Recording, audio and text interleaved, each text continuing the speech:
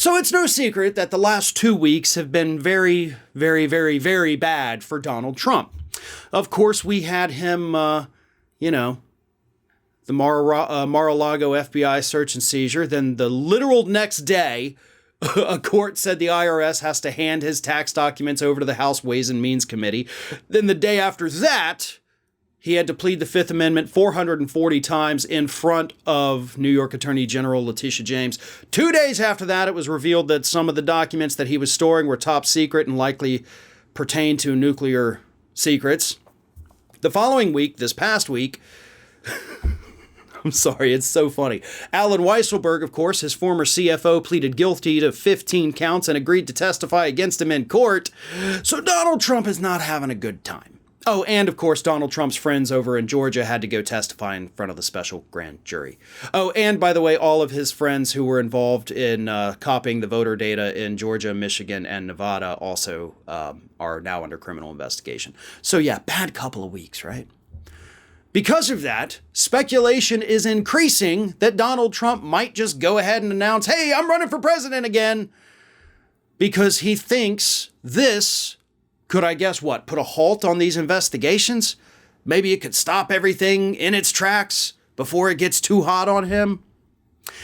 Now, here's the fun part, right? None of that would actually happen. And I love that a couple weeks ago, the DOJ, and this was before the FBI went to Mar-a-Lago, came out and said, listen, we don't care if somebody's running for president. If they're under investigation, we're going to continue the investigation. We're not going to be bullied by somebody who says, well, then I'm going to run for office and shut you down. We're going to do what we're going to do. We're going to follow the truth where it may lead, and we're going to make sure we get everything right. So Trump's plan to, of course, announce a presidential bid probably isn't going to stop anything. We pretty much know it's not going to stop Latitia James up in New York. It's not going to stop the DOJ. It's not going to stop Fani Willis over in Georgia. So if Trump wants to run for office, go for it, bro. Nobody is stopping you. Except, of course, your own party that definitely doesn't want you to announce a presidential bid before the midterms. But for Donald Trump, he sees that the clock is ticking. And, of course, following the FBI search of Mar-a-Lago, he's been fundraising off that, sending out emails and text messages multiple times a day. He's raised a ton of money. So his campaign war chest has gotten bigger, just as his legal problems has. So he's looking at this and he's saying, look, I got all the money right now. I got this bearing down on me. Maybe it's time. Maybe I go ahead and do it. To hell with the midterms. To hell with Republicans telling me no. I've got to do something that just might get these investigators off my back, right? I don't think it's going to happen. I'm talking about the investigators being like, oh, shucks, we can't investigate anymore. They're going to keep investigating him. But of course, he will continue to use that to raise money for his campaign, which of course is the whole point of it. He knows deep down he's not going to stop them.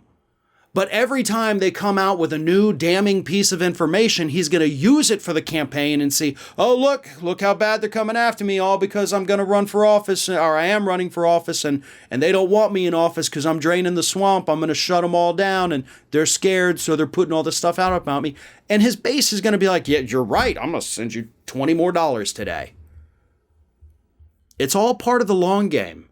He knows he can't shut down the investigators, but he also knows that his base is dumb enough to give him a lot of money for what's going on.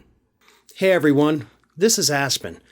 And did you know that for the low cost of $0 per day, you can subscribe to the Fair and Balanced YouTube channel? We also encourage you to like, comment, and share, but again, click that subscribe button and help Aspen not be so grumpy.